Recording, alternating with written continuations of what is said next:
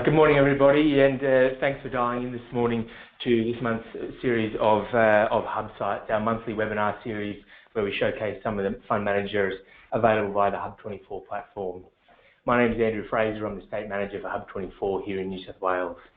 First up this morning, we have Colin Taylor, Director of Sales from Legg Mason, and Will Bayliss from Martin Currie, and they'll be presenting to you on the case for Australian equities in the current environment. They'll speak for about 20 minutes, after which we'll open up to a Q&A. I encourage everybody to use, we won't be opening up the phone lines at this stage, but there is the control panel you'll see via your computer screen. We encourage you to lodge questions via there as we go along. Once they're finished, we'll hear from the team at InvestSense. We've got with us today Phil Andronaco and Jonathan Ramsay from InvestSense, and they'll be talking about their presentation, what you should be telling your clients in today's market. Again, they'll present for circa 20 minutes, after which we'll open up the floor to questions. You also note in your control board on the right-hand side, there is a section labelled polls, and if you're interested and have a moment to have a look at a couple of questions there and submit your answers, that'd be terrific, and we'll refer back to those later in the presentation. So without further ado, I will hand over to Colin Taylor from Legg Mason and Will Bayliss from Martin Currie. Thanks very much. Thanks, Andrew, and hello and a very warm welcome to all of you who are logged on the webinar this morning. As Andrew mentioned, I'm Colin Taylor. I'm the Director of Sales at Legg Mason, and it's my pleasure to introduce the Martin Currie presentation this morning. Now, I might just skip the next slide on the disclaimer and just assume that and keep both Legg Mason and HUB24 compliance teams happy that we will have read that throughout the presentation or late after the presentation. And move on to just a quick update or overview of Legg Mason. So who are Legg Mason? Well, we're a global asset management business with close to $1 trillion of assets under management. And for those of you not too familiar with us, Legg Mason is a parent group which is listed on the New York Stock Exchange. And beneath us operate 9 independent investment affiliates which span all the major asset classes. Martin Currie, who you will hear from shortly, is one of our affiliate brands, which focuses on fundamental equities, both international and Australia. Today in Australia, we manage over $52 billion and employ over 100 staff. So what this really means is that we are a meaningful group here in the local marketplace. And our multi-affiliate model helps our investment experts focus on performance delivery, whilst the team here at Legg Mason provide both product, marketing and sales support. I'll maybe skip the next couple of slides to really just update you on the affiliate model, and maybe come to slide 6 here, which just highlights what we believe to be the strength of our multi-affiliate model. As you can see across a range of local products across different asset classes, and these are highlighted by the green cells, our affiliate investment managers are producing very strong returns and investment outcomes for our clients.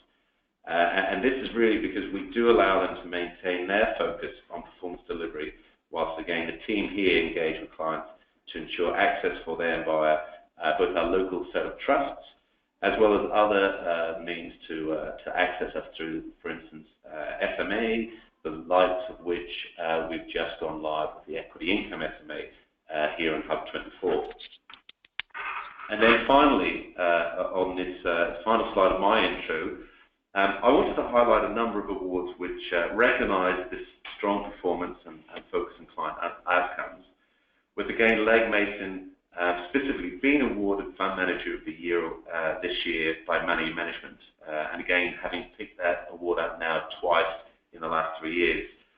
And so again, more a proof statement that we think the model that we have does work. And we think, again, our clients have benefited from those outcomes. Now, joining me from our affiliate Martin Currie, which is our dedicated Australian equity affiliate, is Will Bayliss, Portfolio Manager, who will discuss now the reasons for owning Australian equities in your clients' portfolios. Will, let me hand over to you. Thank you, Colin. So on page 9, just to give further detail on Martin Currie Australia, we manage $15 billion in a diverse range of equity strategies, all invested in Australian listed and New Zealand listed equities, where they are also listed on Australia. Stock Exchange. It's designed to meet clients' goals in accumulation, and also importantly, we've thought very seriously about income solutions for retirees, and today I'm going to focus on one of those income solutions, which is the equity income strategy, now in the form of an SMA. On slide 10, you can see our investment team. We've got an average industry experience of 21 years. You can see on the left-hand side of this page our 9 investment analysts who are industry specialists and have all come from various industries related to their areas of expertise. Reece Birtles, the CIO, he's the primary portfolio manager for the equity income SMA and strategy. And you can see that we also have a quantitative research team, an execution and investment management oversight from our parent company, Martin Currie, which is located in Edinburgh. So why Australian equity income? So we'll go through now to slide 12. The strategy that is the Australian equity income strategy, and this speaks to why Australian equities still warrant some focus in your client portfolios. This strategy is designed to generate reliable dollar income, which grows above inflation. It's designed to have low stock and sector concentration to avoid income shocks. Our fundamental research provides an investable universe of high-quality companies with sustainable dividends, and I'll talk about that in more detail, and high investment returns, which are also sustainable. And because we're focused on retirees for this income strategy, we look at after-tax returns, and so therefore we fully value franking credits, and through the SMA, they of course are passed on directly with the dividends that you would receive. On slide 13, we build a case here for where would you go for income. If income is a goal of your client, Australia actually got very good characteristics which are conducive to income strategies with low risk. Australia as a country has low debt to GDP, and yet it's got very high dividend yield. You can see other countries on this graph where they've not only got lower yields, but they've also got much higher debt to GDP, and they've got lower credit ratings. We've got high real interest rates, and that tends to benchmark for our equity income yields. We've got corporate structures which are very concentrated, and the 4 banks, as you know, have 80% of the banking market, and the ASX has 90% market share of the financial services, listed equities and derivatives market. We've got a very favourable taxation system for dividends, and we have corporates which, since the GFC, have become very lowly geared. Moving on, our high interest rates relative to the rest of the world have in turn seen high dividend yields. And again, as I've said, particularly if you include franking. But you can see that it's not just equities, it's bonds, and it's the overnight cash rate where Australia has very high relative yields. In terms of the concentration of industries I referred to, when you compare ourselves to the US, it's quite marked. APA, which is in the SMA, 70% of Australia's gas transmission pipelines are owned and operated by APA. I've already talked about the banks. The top 3 banks have got close to 65 to 70% of the market. And I've talked about the ASX. But you can see that even in shopping centres and Telstra, we've got very market-dominant companies. Now, the importance of that is that the high barriers to entry that these companies have leads to very high return on investment capital, it leads to solid cash flow, and importantly, it leads to very sustainable dividends. And you can see that income as a percentage of the total return for this equity income strategy is accounting now for nearly 75% of that return.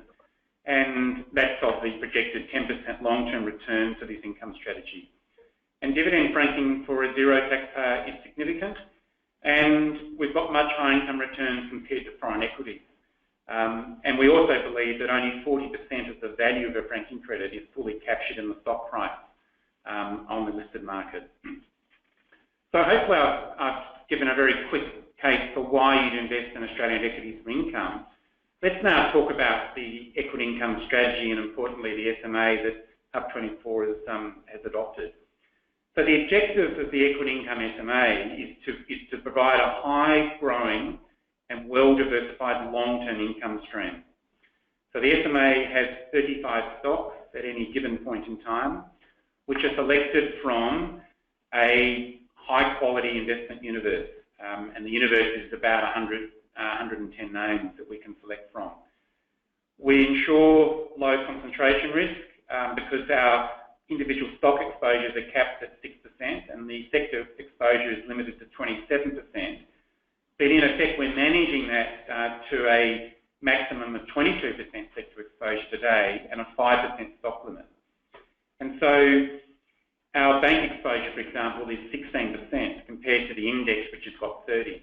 So we would see no reason why your client would want to have 4 banks accounting for 30% of your exposure to the Australian market. We much prefer diversification away from the top 20 and, importantly, capturing some of the higher quality names in, say, the top 50 to 100 names. And so the strategy, since it was formed back in 2010, has got much lower risk than the broader market. The beta, which is a good measure of this, is 0.89. So moving on, the top 10 holdings in the SMA, these are the absolute weights. You can see IAG in terms of the number 1 holding in the strategy, which has just announced a much higher margin this morning on the expected returns, has 35% of the personal and casualty insurance market and a proven history of paying dividends. AGL has 35% of the generation and electricity gas retail market. It, as we all know, is raising prices always to not only meet the wholesale electricity price increase, but actually to increase their margins at the same time. And if you think about it, a lot of these companies, from a retiree point of view and from an investor point of view, provide a natural hedge against the underlying costs and inflation that we encounter on our day-to-day living. And the income, of course, is growing above inflation, hence the inbuilt inflation hedge in the strategy.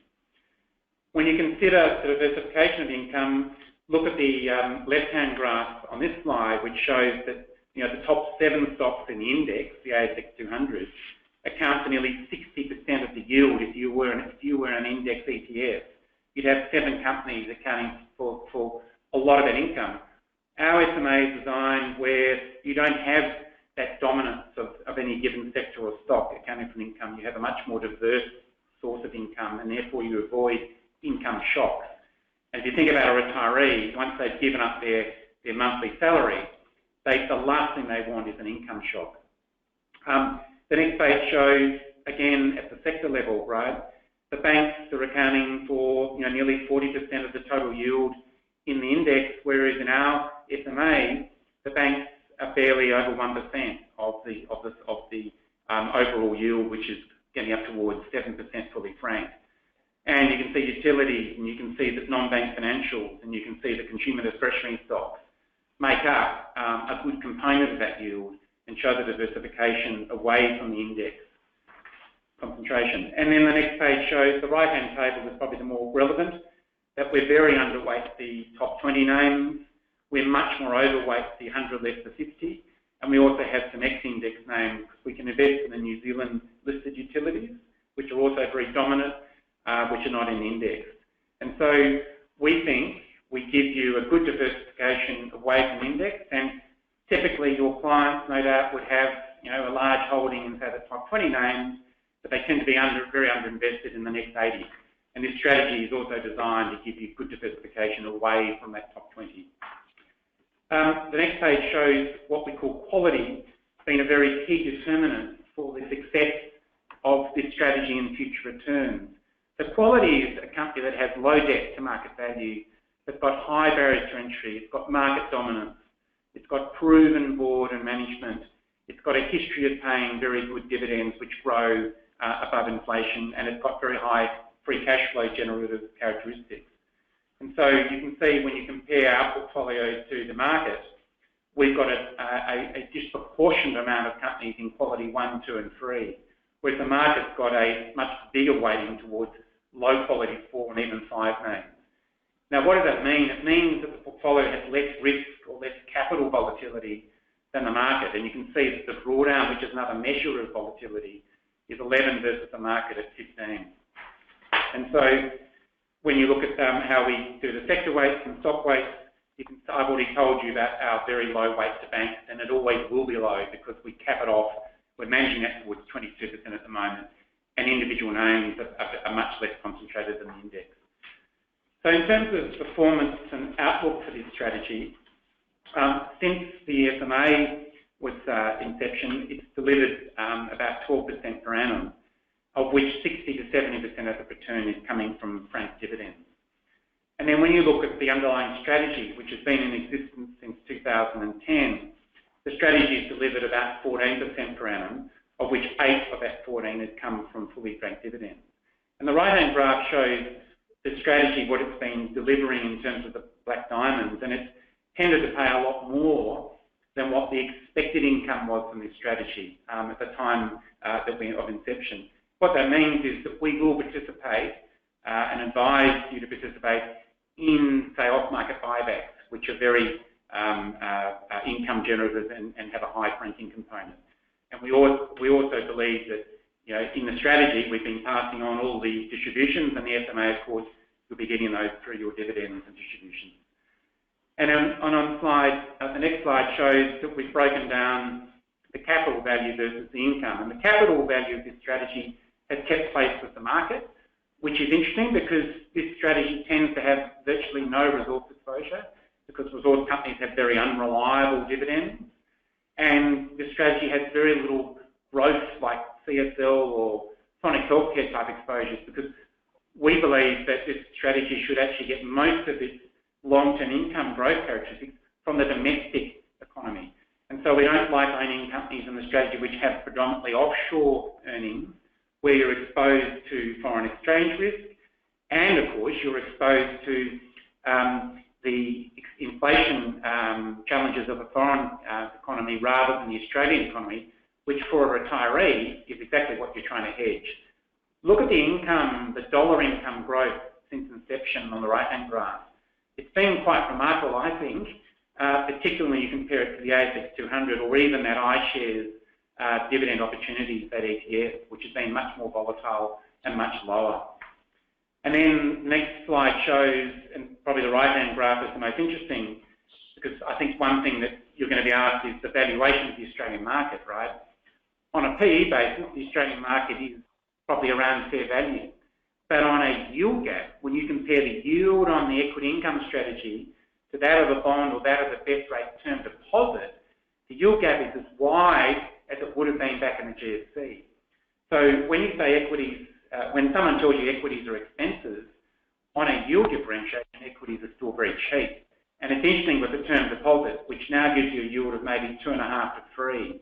While the term deposit has no capital risk, that income is not even keeping up with your cost of living. And then finally, just in summary, you know, the whole strategy is designed to give you long-term inflation protection, so investing in assets that grow with the Australian economy, right? We want to pass on the full benefit of franking. We want to participate in off-market buybacks, which also generate additional frank yield. We want to make sure it's very diverse and different to the index. And, you know, this is an absolute return strategy. Its return is going to consist of the yield plus the growth in income. And if you think about going forward, we would expect a total return of around 10%, of which income, including franking, is going to be about 70% of that, and 30% of that return is going to come from the growth of the portfolio, of the income. So today, the SMA has an expected next 12-month yield of 6.81%. That includes franking, and it's got a current beta of about 0.81, which means that it's certainly lower volatility than the market. So I think I'm now going to open up for questions. Thanks very much, Will. That was terrific. We will open up the floor to questions. We've got one that's come through already, so we'll kick off with that. I'll just try and view that if I can. What impact is, for Will, if you can answer this, what impact do you expect on the lower corporate tax rates? Okay. So, as you know, the the tax rate that's been legislated affects companies with revenues of up to $50 million. And the government's objective is to get the overall corporate tax rate down from 30 to 27% by 2025. So while it won't have much effect on the actual companies that we own in the SMA, there is an economic impact because small and medium-sized businesses are one of the biggest sources of employment growth in this country. And what is quite remarkable is that while we've had very strong population growth driven by immigration and the natural birth rate, we've also seen to have an employment rate which is actually slightly falling. So it means that as the population is growing, we're getting more and more people employed. A lot of those people are employed by companies that will benefit from that tax rate cut.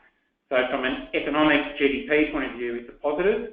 For the actual companies in the SMA, though, it won't impact them unless the government succeeds in that lower tax rate for larger companies over the next 7 to 10 years.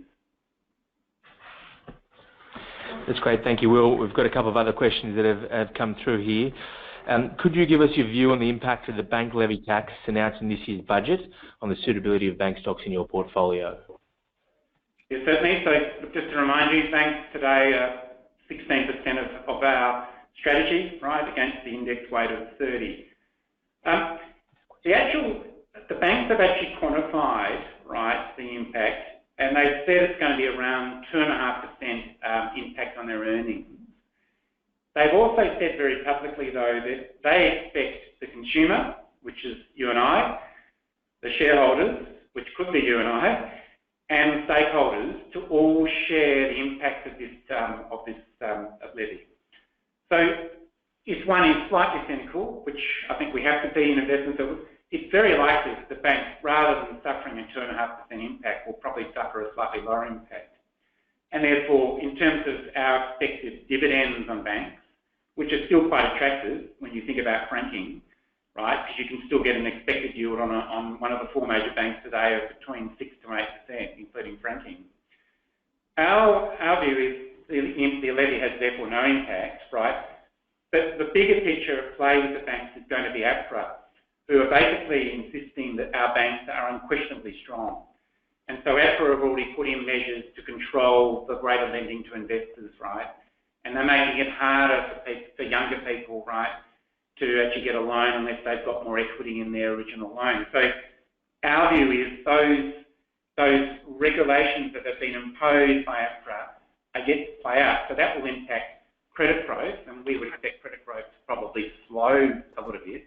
And therefore, while the yields in the banks are attractive, the growth in dollar income for the banks is going to slow. So they're having a 16% weighting to banks instead of the market weight of 30 and being limited in what we can own in banks is quite appropriate for the current outlook for dividends and income growth from the banks. Thank you, Will. Got another question here. Bear with me while I read through it. It's quite a long one, but it's a very relevant one, I think, to a number of people. So, utilising an Aussie equity high franking, high yield SMA for our retiree clients is a strategy we're very fond of. This fund looks brilliant for the said strategy. The hurdle that we are facing is as part of a licensee who focuses heavily on asset allocation driving returns, it's difficult to hold a larger Aussie equity weighting and have the licensee approve. What would be your approach to overcome this hurdle and get the most out of this strategy without diluting the growth portion of a portfolio into other asset classes which may not produce as much benefit? If you want to reread that, Will, I'm happy to. No, I think the question is, do you really like the strategy because you like the focus on income and income growth for a retiree, but when you're thinking about asset allocation, if you had a disproportionate amount of your assets in Australian equities, even an equity income strategy, that's going to look out of kilter with what you would deem to be conservative asset allocation advice. That's the nature of the question? That's the gist of it, yep. Okay, so we think about it in the current way. So we think about asset allocation rather than being static, right? Where you have, say, a retiree would typically have, 60, 70% all in very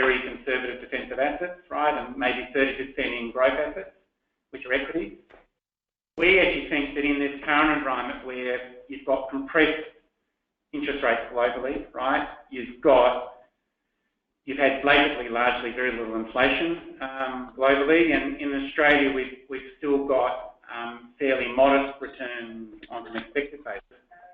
Our approach to asset allocation needs to be much more dynamic, and what I mean by that is, if you think about equity income, right? Equity income is a solution for retirees who need regular growing income. And importantly, because of their longevity risk, right, they can suffer some capital volatility. If, however, you have a client who can't tolerate any capital vol whatsoever, right, then in my opinion, you will need, right, to think about your client having more defensive assets. But one example I want to give to try and answer this question is, let's say your client gets the full benefit of the old age pension, right? Which I think, let's call it $20,000 per year, right? And let's say your client has still got another $200,000 of investable assets separate from their house. We would think that that old age pension, right, can be deemed to be your annuity, which is obviously coming from the government, therefore it's going to be fail-safe, right? You're going to get that until the day you die, and it's indexed. So think about it, if you've got your 20,000, right, and I think APSA say that you're going to need, say, $30,000 to live in a moderate manner, right? Then you take your $200,000, and let's say you had your $200,000 in an equity income type strategy. You're actually putting your hard-earned savings to work, knowing that you've got support of old age pension. And so the way we think about asset allocation is, while we're in this very compressed return environment, you can afford to have a bit more growth in your asset allocation, knowing that when bonds normalise, you can then actually move back towards a more conservative asset allocation. And so I actually think that with your client, and when you do your risk assessment on your client, actually asking them and identifying their risk, their tolerance to capital volatility is a really, really important question, because that once you've determined that, you can then move on to adopting a strategy which has more income from growth type assets. But if you are confined to having most of your assets in defences, then I would argue that an equity income strategy, as distinct from an ETF in Australian shares more broadly, is a much better option because of all the concentration risk of the index and the fact that the equity income strategy that you're looking at as part of that growth allocation is going to give you a very important need as a retiree, which is income that grows above your cost of living. So sorry if I've been long-winded with that answer, but hopefully that's helped. No, that's terrific. Thanks, Will. I think we have another question come through here. Does the strategy utilise any derivatives to enhance the yield? So the short answer is no. We don't use any derivatives whatsoever because we believe that where strategies do, quite often the cost of using those derivatives is embedded and not clearly defined. And we believe that as long as you've got a really strong focus on quality, right, and that's our 9 analyst job, then you can actually deliver very good growing income without any need to use derivatives. The other thing I'd say is any income strategy that has really high turnover, and we have very low turnover by the way, typically they're trying to do dividend stripping, which is now increasingly frowned upon by the regulators. So short answer is we don't use any derivatives. That's great. All right, thank you, Will. I think that seems to be the last question that we've got from the field. So we'll wrap up on that note. Thanks again for your time, Will, and also Colin. For the people who ask questions through the interface, thanks very much. If you want to expand on those further or have further discussion with Lee Mason and Martin Currie on that, by all means, we can happy to put you in touch so you can discuss further. And also, if you've got additional questions after we cut this off, by all means, send through and we can get those answered for you. So thanks again to Lee Mason and Martin Currie for that session, much appreciated. We'll now hand over to the team at InvestSense. To reiterate, we have Phil Andronaco and Jonathan Ramsay from InvestSense joining us. They run a range of diversified managed portfolios via the HUB24 platform, and they'll be presenting on what you should be telling your clients in today's market. I will hand over to Phil and Jonathan. Thanks, Andrew. So, what should you be telling clients in today's market environment? Well, first of all, I wanted to talk about a few things that we think you shouldn't necessarily be telling clients in the current environment. And these things are all things that have sort of worked at various points in time. We don't think they all make sense all of the time. But perhaps we're at a point in time where it's actually especially dangerous to be making these kind of promises to clients. So first of all, invest in equities because they tend to perform bonds over the long term. Well, we think there, even if it's 10 years or 20 years, there's times when that doesn't necessarily happen. And maybe when we look at the next 10 or 20 years, this might be one of those times. The other thing, and it sort of makes sense, a client sort of comes in, you talk a little bit about what's happened in markets, and then, they get some comfort from you talking about what's going to happen next year. And we hear a lot from the sort of talking heads about what is going to happen in markets in the short term. We think that that's also something you've got to be very careful about making promises about, because it's actually a very difficult thing to do, predict what's going to happen in markets over the short term. And the other thing is, well, look, we've invested your money with some fund managers, trust them, they know what they're doing. There's perhaps two reasons why I think that's a dangerous thing to say. One, in terms of materiality, often fund managers are obviously tracking an index, and that's really what's going to happen. It doesn't really have anything to do with the fund manager themselves, or not much, even though clients might get comfort from that. And then when markets go south, and so do their investments, they can be surprised by that. The other thing is, what confidence do we have that relative to those indices, they'll actually add value? And we've got a few thoughts about that and about what it means in the here and now. And I think some of these things, reflect where markets have been, but also where we've been as an industry. We were perhaps to more or less degree incentivized to say these type of things. One, because markets were perhaps better priced, and two, because it just made sense to use a lot of managed funds. So let's take the first one, equities for the long term. So in looking at this, I'd like to discuss another concept, which is Dutch disease, which was a coined phrase by The Economist in the 1970s. And that was a time when Holland had just discovered deposits of natural gases, and that gave the economy and the market a huge impetus. But what actually happened over time, and this is what sort of Dutch disease meant, was it actually crowded out other areas of the market. So when the dust settled, you had fallout. Now the basic thing behind Dutch disease is you've got something booming in the economy, and you've got booming financial services, specifically bank sector, and also real estate. That's where a lot of all the money's going. And it kind of resonates a little bit with where we are at the moment. So to see what can happen, take Japan, and that green line is sort of what we sort of remember, or what we think about Japan leading up into 1989, that exponential kick up in the market, and then sort of deflation over the next 10 years and flatlining for the 10 or 15 years after that, the lost decades, if you like. But even more interesting is what happened to the banking sector, which actually lost almost 90% of its value, even more than equity investors. So that's a little bit of a salutary story. Now, we don't think Australian markets are priced like that by any means, but it does serve as a case study. But if we take something a little bit closer to home, say the US, and it's a similar story for Europe, say, looking from 2000, basically lots of ups and downs, but we've kind of ended up where we started.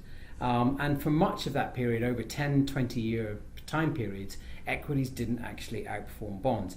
And again, in the run-up to 2007, banks were the main beneficiaries. Now, whereas in Japan, the booming economy, the booming sector was export companies.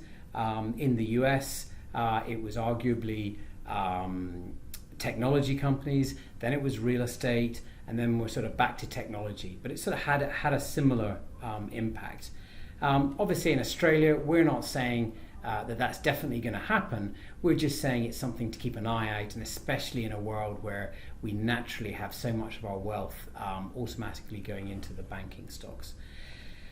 So let's take that second topic.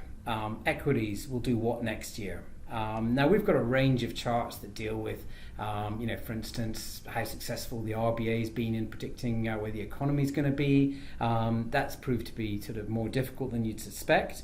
Also, currency markets, they're pretty difficult to predict, but and there's lots of war stories about that.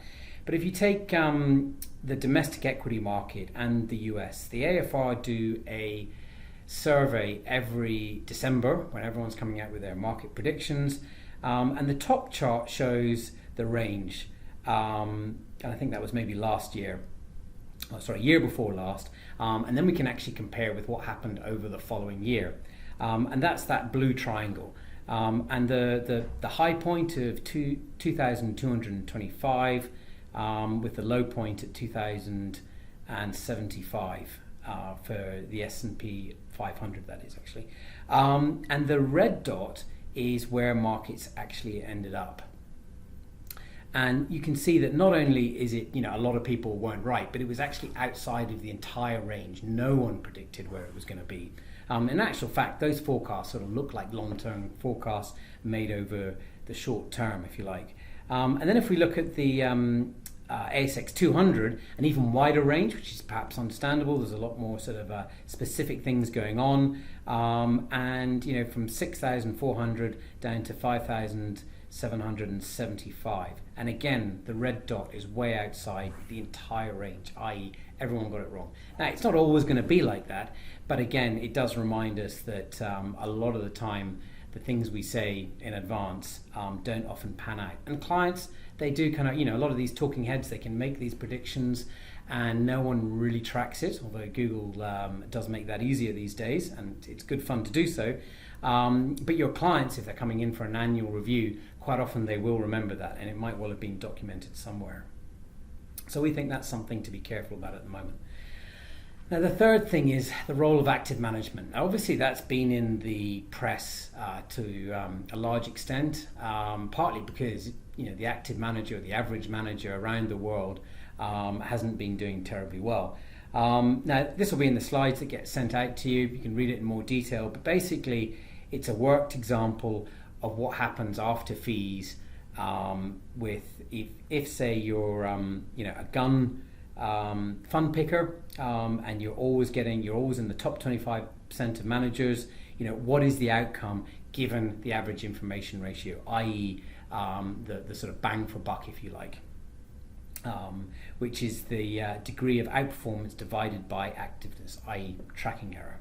Anyway, that's something you can sort of look at in closer detail later.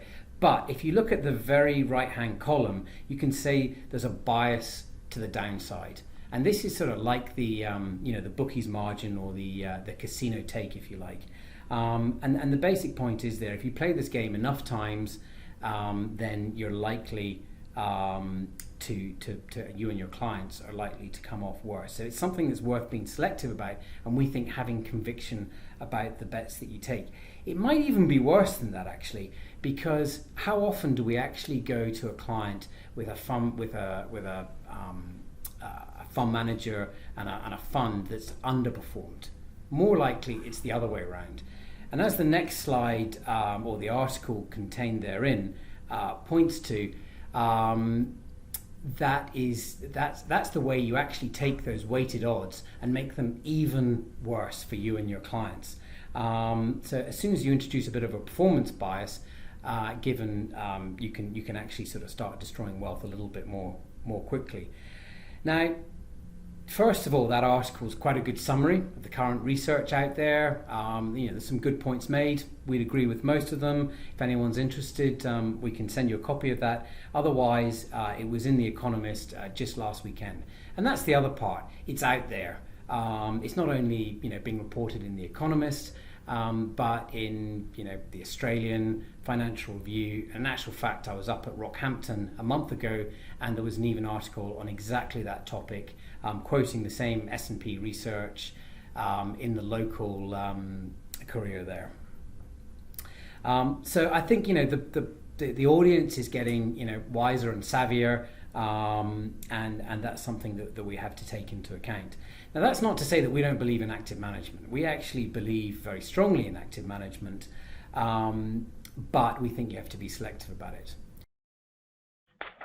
So, Phil's got, I've obviously sort of raised a question mark over that, and we think that, it's not necessarily a nihilistic view. We think there's ways that you can work with the tools that we've got, and that's kind of what we do. That's our job. How do we take the tools that we've got and deal with those difficult issues, and give you propositions that you can say with conviction? We also seek to give you a narrative around that. Building sensible portfolios. We think disintermediation is a thing that's happening. If you think that the active solution is not a realistic probability that that's going to pan out well, then look for a cheaper option. If you think that just giving access clients to direct stocks, then we think that's something you should do as well, and we'll help do that. And I think managed account platforms are an important part of that shift as well. And we do use active managers, but we'll use them more selectively. We'll use very active ones, and we want to know exactly what they're doing so that we can let you know exactly what they're doing, so that then you can tell your clients with conviction and with some clarity and transparency what that manager's doing for you. And we think there's great value in that, because it means that they'll stick with what is actually quite being contrarian in the market is difficult. So you have to have everyone on the journey with you, which takes us to the third point. And we think, again, there is a nexus between where the industry is going, what clients are demanding, the tools, which we think managed accounts are a very important part of, and in providing transparency. And if all that's combined with good communication collateral, then we should be in a position to actually start sharing the burden of decision making with an engaged client. And that's really what we're all about. So to give that a little bit of color, Phil has sort of a worked example of the kind of things that we would be talking about with clients in a more positive sense. So when I think about the market environment today and what it means for clients, it reminds me of an old biblical story called the Pharaoh's Dream.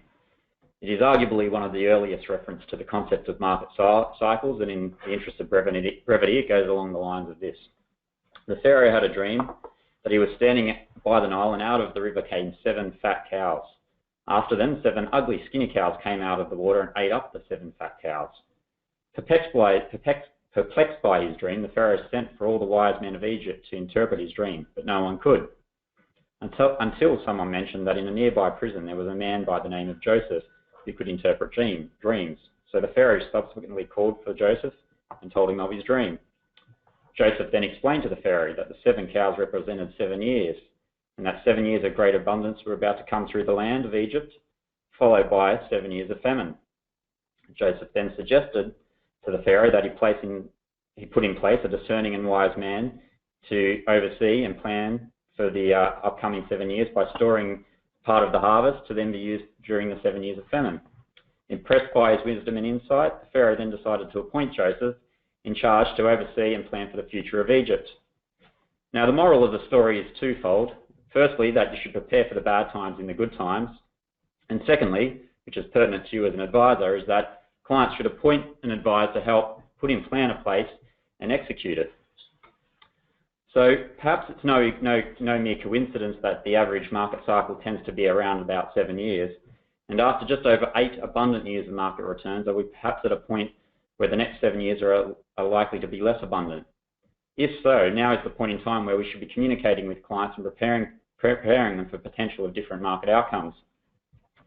If you look at different asset classes, such as equities, based on the valuations we look at, be it shorter-term metrics such as short-term forward PEs or maybe a longer-term cyclically adjusted PEs, to us, most equity markets look in the sort of fair value to overvalued to the outright expensive side. And as most of your clients are probably acutely aware, fixed interest and cash yields are near historical lows. So we think it's fair to say that after 8 very abundant years, future expected returns are likely to be a lot less than they have been in recent times. The chart below shows InvestSense's forward-looking estimation of future returns over the long term. And for growth assets, it's difficult to see many assets delivering you an after-inflation return of greater than 4%. Well, at the defensive end, cash and fixed interest are barely keeping pace with inflation. So what does this mean? For the typical risk profiles that are out in the market, it means that returns are likely to be a lot less than they have been in the past.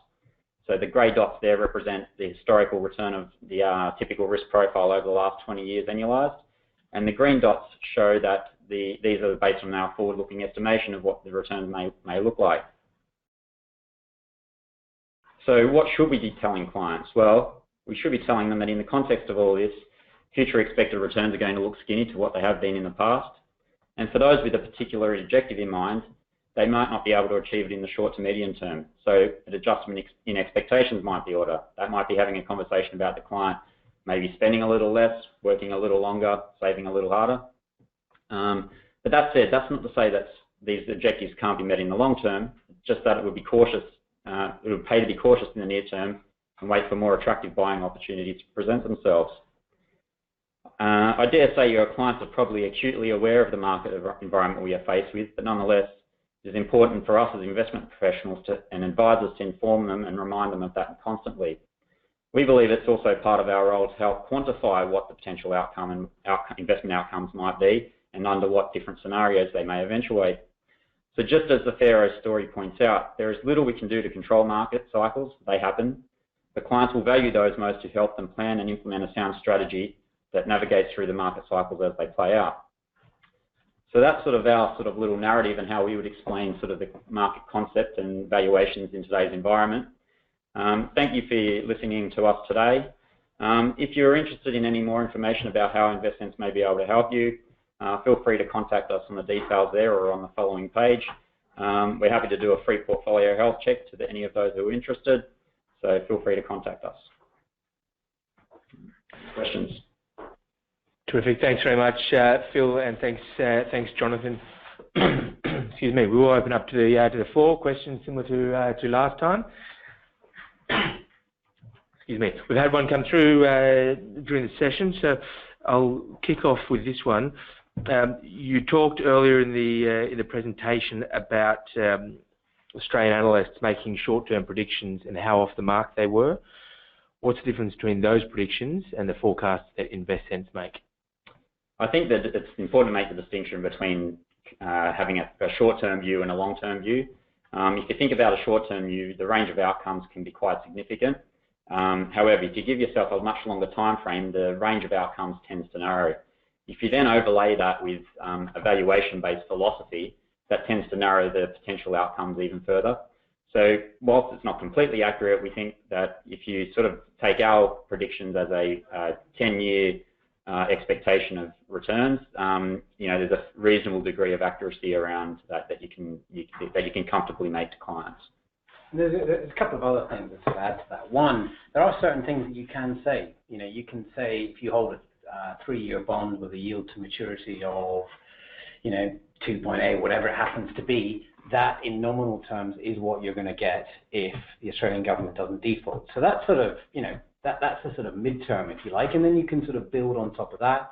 There's, you can have a little bit, probably slightly less conviction in what might happen with a corporate bond, and so on. And then you have to start sort of pushing yourself out the time horizon. The other thing which you can say is actually when, it's about risk. When long-term returns look skinny, there is probably a higher than average chance that you're going to have a blip. You're going to lose some money. So I think some of it is about calibrating that conviction, and it's a bit of a scale, and you have to bring risk into the equation as well. Very good. Thanks, Jonathan. Thanks, Phil. And the last question that we've got here at the moment is, you mentioned before that you're a supporter of active management. What's your position on blending active with passive? Look, I suppose the strongest principle and the most general principle we that put forward is that in certain areas we've got into a habit with blind faith in active management being the sort of norm, and that let's face it, that was our incentive structure for many years.